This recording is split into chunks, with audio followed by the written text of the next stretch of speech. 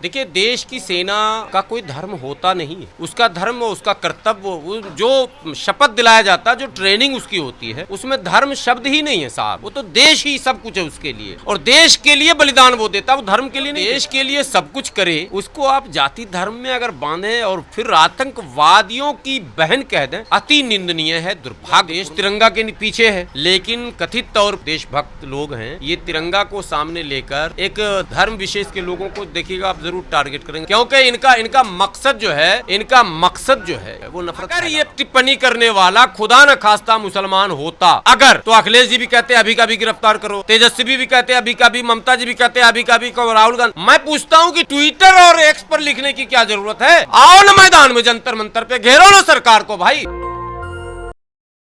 नमस्कार, आपने देखना शुरू कर दिया नेशनल दस्तक और मैं हूं रंजन कुमार। 22 अप्रैल को पहलगाम में जो आतंकी घटना हुई, उसके बाद जो है 7 मई को ऑपरेशन सिंदूर शुरू हुआ और उसके कुछ दिन बाद जो है युद्ध विराम हुआ। और इस दौरान जब ऑपरेशन सिंदूर चल रहा था तो लगातार प्रेस ब्रीफिंग जो है वो कर्नल सोफिया ने किया। और अब मध्य प्रदेश के कैबिनेट मंत्री हैं विजय शाह, उन्होंने एक बयान दिया है कि मोदी साहब ने आतंकियों की बहन को ही भेजकर उनको तहस नहस कर दिया। पूरा देश जो है आज कर्नल सोफिया को सराहता है किस तरह से वो ऑपरेशन सिंदूर का चेहरा बनी। उनके साथ विंग कमांडर व्योमिका सिंह भी थी और देश की हर बेटी जो है वो कर्नल सोफिया और व्योमिका सिंह की तरह बनना चाहती हैं। लेकिन कर्नल सोफिया को लेकर जो बयान दिया है उसको लेकर अब भाजपा के नेता विजय शाह पर थूथू हो रही है। हमारे साथ गुलाम सर हैं। सर, क्या कहना चाहेंगे? अभी ऑपरेशन सिंदूर जो है पूरी तरह से रुका भी नहीं है, लेकिन इसी बीच में जो विजय शाह जो कि एमपी के कैबिनेट मंत्री हैं, उनका ये बयान आता है, कैसे देखते हैं इस बयान को आप? देखिए, पूरा भाषण जब सुनेंगे आप विजय शाह जी का, तो उन्होंने मोदी जी का कई बार नाम लिया। जी हाँ।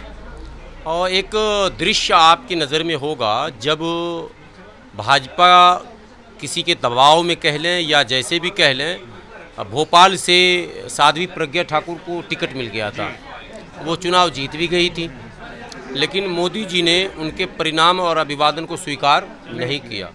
और मोदी जी ने किसी सार्वजनिक जगहों पर ये बात कही थी कि हम इसको माफ़ नहीं करेंगे। आज मुझे लगता है कि वही शब्द अब प्रधानमंत्री जी को दोहराने पड़ेंगे। प्रधानमंत्री जी को भी ये कहना पड़ेगा कि इसको माफ़ नहीं करेंगे। इसने बहुत गलत कह दिया है, बहुत गलत कहा। देखिए, देश की सेना का कोई धर्म होता नहीं है। उसका धर्म, उसका कर्तव्य, जो शपथ दिलाया जाता है, जो ट्रेनिंग उसकी होती है, उसमें धर्म शब्द ही नहीं है साहब। वो तो देश ही सब कुछ है उसके लिए, और देश के लिए बलिदान वो देता है, वो धर्म के लिए नहीं देता है, वो जाति के लिए नहीं देता है। वो देश के लिए लड़ता है, देश के लिए मरता है, देश के लिए सोचता है, देश के लिए सब कुछ करता है। जो देश के लिए सब कुछ करे, उसको आप जाति धर्म में अगर बांधें और फिर आतंकवादियों की बहन कह दें, अति निंदनीय है, दुर्भाग्यपूर्ण है। मुझे लगता है प्रधानमंत्री देंगे प्रधानमंत्री जी देर सवेर इस पर बयान जरूर देंगे, मुझे ऐसा लग रहा है। तो कारण क्या है कि अभी तो जब युद्ध चल रहा था तो उस दौरान पूरा देश जो है जाति भाषा सबसे ऊपर उठकर, जाति भाषा धर्म से ऊपर उठकर पूरा देश सेना के साथ खड़ा था। और जैसे ही ऑपरेशन सिंदूर स्थगित होता है, जो कि खुद प्रधानमंत्री मोदी ने कहा है, उसके तुरंत बाद जो है भाजपा के नेता हिंदू मुसलमान और आतंकियों की बहन है, उन्होंने ऐसा कहना शुरू कर दिया। अभी एक बात और प्रस्तावित है, तिरंगा यात्रा, पता है ना, चल भी रही है। तिरंगा यात्रा में कुछ लोग देखेंगे आप कि इस तरह के नारे लगाएंगे जो आपत्तिजनक होंगे। और तिरंगा यात्रा, तिरंगा तो भारत का है और तिरंगा को सब सलाम करता है, पूरा देश तिरंगा के पीछे है। लेकिन कथित तौर पर ये जो देशभक्त लोग हैं, ये तिरंगा को सामने लेकर एक धर्म विशेष के लोगों को देखिएगा आप ज़रूर टारगेट करेंगे। मैं ये भविष्यवाणी कर रहा हूँ आपको, ये करके रहेंगे, ये मानेंगे नहीं, क्योंकि इनका मकसद जो है, इनका उद्देश्य, असल में इनका उद्देश्य जो है वो नफ़रत फैलाना होता है। और नफ़रत के सियासत करके, नफ़रत की खेती करके ये अपनी राजनीति को बनाए रखना चाहते हैं। ये देश हित में नहीं है, इससे बाज आना चाहिए। अगर किसी और अन्य पार्टी के नेता इस तरह का बयान देते हैं, तब तो पूरी भाजपा या सत्ता पक्ष जो है पीछे लग जाता है और उसे पार्टी का बयान बताता है। लेकिन भाजपा इस तरह के बयान से पल्ला झाड़ लेती है कि ये उनका निजी बयान है। ये तो विपक्ष के लिए सवाल है। विपक्ष के किसी भी दल, यहाँ तक के पार्टी में कोई नहीं है, रॉबर्ट वाड्रा पार्टी में नहीं है, प्रियंका गांधी के पति ज़रूर है, पार्टी में तो नहीं है, लेकिन रॉबर्ट वाड्रा के बयान को भी खूब कोट किया गया, आपको पता है ना, डिबेट में खूब चला उस पर। तो कांग्रेस को ये सोचना होगा कि रॉबर्ट वाड्रा के बयान को भी अगर भारतीय जनता पार्टी ने कांग्रेस का बयान बनाकर कांग्रेस को बैकफुट पर लाया है, तो विजय शाह के बयान को भाजपा का बयान मानकर भाजपा को बैकफुट पर लाइए। ये जिम्मेदारी गुलाम सरवर की नहीं है, ये जिम्मेदारी कांग्रेस की अब बनती है, ये जिम्मेदारी विपक्ष की बनती है कि वो लाए ना मुद्दे को। आप ये चाहते हैं कि जनता तो खूब बोले सरकार के खिलाफ, जनता जेल भी चली जाए, जनता विद्रोही कहला जाए, जनता जो है वो खूब घेर ले और जनता ऐसा माहौल बना दे कि उस माहौल में मने बहती गंगा में हम भी हाथ धो लें। नो, ये आपकी जिम्मेदारी है साहब। आपके पास भी 100 सांसद हैं, क्या एसी रूम में बैठने के लिए हैं? विपक्ष के पास भी लगभग 200 लोग हैं ना अभी तादाद। अरे 100 तो कांग्रेस के पास है, 37 सपा के पास है, 22 टीएमसी के पास है, मतलब काफ़ी तादाद है, 200 से ऊपर है इनका भी मामला। तो ऐसे में आप क्यों नहीं घेर पा रहे हैं सरकार को, यह आपसे मेरा सवाल है। लेकिन आप प्रधानमंत्री मोदी से न्याय की बात कर रहे हैं, लेकिन उनका भी बयान बीच में आया था कि अगर ऐसा नहीं होता तो पंचर नहीं बना रहे होते। नहीं, वो जिस संदर्भ में उन्होंने कहा वो संदर्भ अलग था।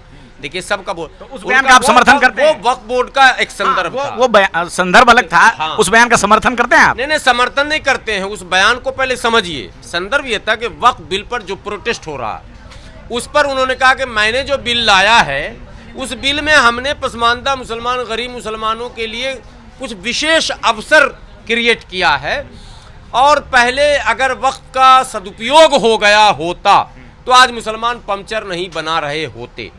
ठीक है, जिनका कंटेंट एंटी मोदी है उन्होंने तो पंचर बनाने वाले हिंदुओं को ढूंढ लिया। नहीं, मैं कह रहा हूं, मैं एक बात बता दूं, बहुत सारे लोगों ने कर्नल सोफिया को लेकर बयान दिया और उनका फोटो लगाया कि सब पंचर बना नहीं रहे, बनाते हैं भाई, मुसलमान पंचर कर भी देते हैं, ये बात सही है, ये बात अपनी जगह पर सही है। लेकिन क्या अब्दुल पंचर वाला एक दिन में फेमस थोड़ा ना हुआ? हम पंचर जन्मजात लगाते थे, लगाते हैं, हमारी बड़ी आबादी आज भी है वैसी भाई। तो देखिए संदर्भ अलग अलग होता है, वो संदर्भ था प्रधानमंत्री जी ने बताया और किस उद्देश्य से कहा। मेरा कहने का मतलब ये था कि खुद प्रधानमंत्री मोदी जी का भी ऐसा बयान आ जाता है, अब उनके मंत्री का बयान आ रहा है और आप न्याय की गुहार भी उनसे कर रहे हैं कि वो कुछ करें। कर्नल सोफिया कुरैशी सेना के किस पद पर है? कर्नल का ग्रेड क्या होता? फर्स्ट, सेकंड, थर्ड, मतलब सेना प्रमुख जो होता है और वो पहले नंबर पर होता है, बल्कि अब तो सीडीएस होते हैं पहले नंबर पर, ठीक, सेनाओं के चीफ होते हैं। उसके बाद फिर तीनों सेना के प्रमुख, ठीक है, थल सेना प्रमुख, वायुसेना प्रमुख। ये कर्नल सूफिया तो मुझे लगता है चौथे क्रम की लीडर हैं। अब तक ये रवायत रही है, अब तक ये तरीका रहा है कि कोई ब्रीफिंग अगर डिफेंस को लेकर करनी हो तो वो या तो कर्नल जनरल करते थे या फिर रक्षा मंत्री करते थे या रक्षा सचिव करते थे। पहला अवसर है कि कर्म संख्या 4 या 5 पर होंगी कर्नल सूफिया, मेरे हिसाब से 5वें पायदान पर। इनको अभी 2-3 प्रमोशन के बाद वहां ये पहुंचेंगी। लेकिन दोनों की बात कर रहे हैं, कर्नल सूफिया के साथ एक और महिला, मिका सिंह, वो भी विंग कमांडर 1-2 नहीं होता हमारे यहाँ, विंग कमांडर सैकड़ों होते हैं। तो मोदी जी या रक्षा मंत्री की सहमति से ही तो ये दोनों आए होंगे सामने। तो मैंने भान गिरी हुई टिप्पणी करने वाले नेताओं से पूछना चाहता हूं कि कर्नल सोफिया कुरैशी को प्रेस के सामने खड़ा क्यों किया गया? मोदी जी की इस मंशा को भी तो आपको समझना होगा। मोदी जी क्या चाह रहे थे, क्या मैसेज देना चाह रहे थे कि अचानक रक्षा मंत्री छोड़कर, रक्षा सचिव छोड़कर, सीडीएस छोड़कर, तीनों रक्षा के प्रमुखों को छोड़कर सीधे आप चौथे 5वें क्रमांक के एक अफसर को सामने ला रहे हैं? इसके पीछे भी तो कोई रणनीति है। तो ये विजय शाह को समझना कि इसके पीछे रणनीति प्रधानमंत्री जी की 2 थी, और मैं समझता हूँ जिसने भी सलाह दिया होगा वो बेहतर सलाह दिया है। एक तो देश में हिंदू मुस्लिम का माहौल बन रहा था, उसको काउंटर करना था कि रोको, देखो भाई मुस्लिम में अफसरान भी जो है। अभी तक कोई भाजपा के बड़े नेता ने उनका वो बहिष्कार नहीं किया कि सर का बयान नहीं होना चाहिए। विपक्ष के तमाम नेता जो है वो ट्विटर पे टिप्पणी कर रहे हैं या बयान दे रहे ट्विटर से काम नहीं हैं, सभी लोगों ने लिखा है, लेकिन ना, भाजपा ना, के ना, किसी नेता ने जेपी नड्डा अगर इस तरह की टिप्पणी खुदा न खास्ता मुसलमान कर दिया होता तो विपक्ष के नेता, यहाँ तक कि हमारे नेता जिसको बोलते हैं हम, हमारे तो नहीं वो नेता हैं लेकिन बोलते हैं ओवैसी साहब, वो भी कहते हैं उसको अभी गिरफ्तार करो, अभी करो, इसी टाइम बस कर ही लो तभी हम मानेंगे। आपको पता है वो पहलगांव वाले में भी ओवैसी साहब ने यही किया था, अभी पाकिस्तान को खत्म करो, इसी टाइम खत्म करो। मतलब बाकी लोग मुद्दई सुस्त और गवाह चुस्त, वो रोल विपक्ष भी कर रही है। अगर ये टिप्पणी करने वाला खुदा न खास्ता मुसलमान होता अगर, तो अखिलेश जी भी कहते हैं अभी का भी गिरफ्तार करो, तेजस्वी भी कहते हैं अभी का भी, ममता जी भी कहते हैं अभी का भी, राहुल गांधी। मैं पूछता हूं कि ट्विटर और एक्स पर लिखने की क्या जरूरत है? आओ ना मैदान में, जंतर मंतर पे घेरो ना सरकार को भाई, बोलो उस मंत्री को लाओ घसीट कर मुंह के बल। आतंकवादियों को जिस तरह घसीटते हो वैसे लाओ घसीट कर दिल्ली, उसको तिहाड़ जेल में बंद करो, तब मैं मानू ना। आप ट्विटर मुसलमान को सिखा रहे हैं। देश में जो भी वातावरण बिगड़ रहा है, चलिए विपक्ष की जितनी जिम्मेदारी सरकार की है उतनी ही जिम्मेदारी विपक्ष की भी है। विपक्ष को ऐसे क्लीन चिट मत दीजिए आप, क्लीन चिट देने से गड़बड़ा रहा है। सत्ता जिनके पास है उनकी जिम्मेवारी है कि नहीं? उनकी तो है ही, लेकिन सत्ता के संचालन में विपक्ष की बड़ी। अच्छा, जातिगत जनगणना का नाम जैसे मोदी जी ने लिया, सारे कांग्रेसी उछलने लगे, देखा मेरा नेता बोला था करवा के तुम लिया ना। आज पूछ रहा हूं नेता आपके कहां है, क्यों नहीं कहते कि इसको जेल भिजवाओ, और क्यों नहीं तुम उछल रहे हो नेता के साथ? जातिगत जनगणना में मोदी जी ने बोल दिया तो उछलने लगे कि हमारे नेता ने करवाया, और मॉब लिंचिंग मुसलमानों की हो रही है, उसको कौन रोकवाएगा? तो उसके लिए तो विपक्ष लगातार बोलता ही है। नहीं, वो फिर वही बोलता, वो कौन सा बोलना हुआ आपका? वैसा बोलना क्या हुआ? वैसा तो मैं बोल रहा हूं, वैसा तो ओवैसी साहब बोल रहे थे कि पूरा पाकिस्तान को आज ही विक्रम मिस्री को भी टारगेट किया गया। विक्रम मिस्री जो कि विदेश सचिव हैं, जब उन्होंने सीज फायर का ऐलान किया, जबकि ऐलान जो है वो सरकार की तरफ से होता है, वो चेहरा होते हैं, वो जाके प्रेस में बताते हैं, उनको भी जो है टारगेट किया गया। एक तरह से एक वर्ड यूज किया गया मीडिया में, डिजिटल आतंकवादी जो हैं, जो ट्रोलर्स हैं, उनको टारगेट कर रहे थे, उनकी बेटी को टारगेट कर रहे थे। इतना हुआ कि उनको अपना अकाउंट जो है प्राइवेट करना पड़ा। उस पर क्या कहना चाहेंगे? दुर्भाग्यपूर्ण बात है, और मुझे लगता है विपक्ष को इससे बेहतरीन अवसर अब तो नहीं मिलेगा 2029 तक, अगर इसमें भी सरकार को विपक्ष न घेर पाया। और उन मुट्ठी भर चुटकी भर लोग जो इस तरह के गैंग बनाकर ऐसे ट्रोल करते हैं, ऐसे उनके क्या कहते हैं व्यक्तित्व को दागदार बनाने की कोशिश करते हैं, या उनको देशद्रोही साबित करने की कोशिश करते हैं, या अप्रत्यक्ष रूप से पाकिस्तान समर्थक बताने की कोशिश करते हैं, या आतंकवादियों की पुष्टपनाही करने वाला बताना चाहते हैं, ऐसे लोगों पर अगर कार्रवाई आज न हुई, सरकार नहीं करेगी। ये आप भी कह रहे हैं, हम भी कह रहे हैं, विपक्ष भी कह रहा, तो विपक्ष को अपनी भूमिका समाप्त कर देनी चाहिए। हम कह रहे हैं ये चलेगा, आप कह रहे हैं ये चलेगा, लेकिन अगर विपक्ष भी यही कह रहा कि कार्रवाई ये सरकार नहीं करेगी, मतलब विपक्ष मिला हुआ है सरकार से, क्यों नहीं करेगी कार्रवाई सरकार? यही तो मैं विपक्ष से पूछ रहा हूं, क्यों नहीं करेगी? फिर चूड़ियां जो भेजने वाली बात सुनी थी आपने? नहीं सुनी थी, तो चूड़ियां किनको? राहुल गांधी जी को भेजें, अखिलेश जी को भेजें, क्यों नहीं कार्रवाई होगी? सीज फायर को लेकर भी बड़ा राजनीतिक चल रहा है कि ट्रंप ने इस बयान को सबसे पहले किया, उसके बाद जो है विदेश मंत्रालय आया, और जब अभी 2 दिन पहले भी जब राष्ट्र का संबोधन चल रहा था, मोदी जी के आने के पहले उधर से ट्रंप आ गए मीडिया में, और उन्होंने कहा कि हमने उनको ये बताया कि हम बहुत व्यापार करेंगे, तब जाकर उन्होंने जो है सीज फायर किया गया। तो कहीं ना कहीं ये मीडिया में बात चल रही है कि अमेरिका के दबाव में सीज फायर हुआ, इंदिरा गांधी ट्रेंड करने लगी जब हम जीत रहे थे। आप पत्रकार हैं, हाँ, तो आप ही से अगर सवाल करें कि किसके दबाव में हुआ, तो आप क्या जवाब देंगे? नहीं, जो मीडिया में खबर है हम तो उसी पे बात करें ना, क्या भाई राष्ट्रपति जो है अमेरिका के, उन्होंने पहले घोषणा की। मीडिया में तो कराची पे कब्जे की भी खबर है, वो सही है, वो तो फिर फेक पता चल गई ना, लेकिन ट्विटर पे ये भी फेक हो। प्रधानमंत्री जी को इस पर भी कुछ बयान दे देना चाहिए। मैं प्रधानमंत्री बयान नहीं दे रहे, वो तो कह रहे हैं, विदेश मंत्रालय कह रहा है, लेकिन प्रधानमंत्री ने ये नाम नहीं लिया, नहीं लिया।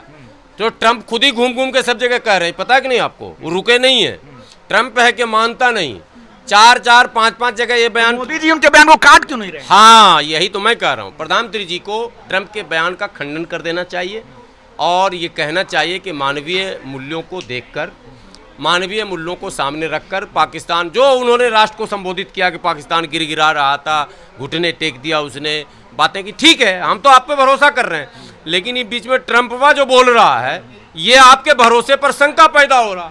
बस इतनी सी बात है, इससे आगे विदेश नीति पर हम लोग को बोलने की जरूरत भी नहीं है। ठीक है, प्रधानमंत्री जी को स्पष्टीकरण दे देना चाहिए कि ट्रम्पवा गलत बोल रहा है। चलिए, तो हमारे साथ बात कर रहे थे गुलाम सरवर। पूरे देश में बीजेपी तिरंगा यात्रा कर रही है, लेकिन कर्नल सोफिया जो कि ऑपरेशन सिंदूर का चेहरा बनी, प्रेस ब्रीफिंग करके दौरान वो बताया कि भारत क्या क्या कर रहा है, किस प्रकार से भारत जो है पाकिस्तान पोषित आतंकवाद को ख़त्म कर रहा है, वो लगातार इस चीज़ को बताती रहीं।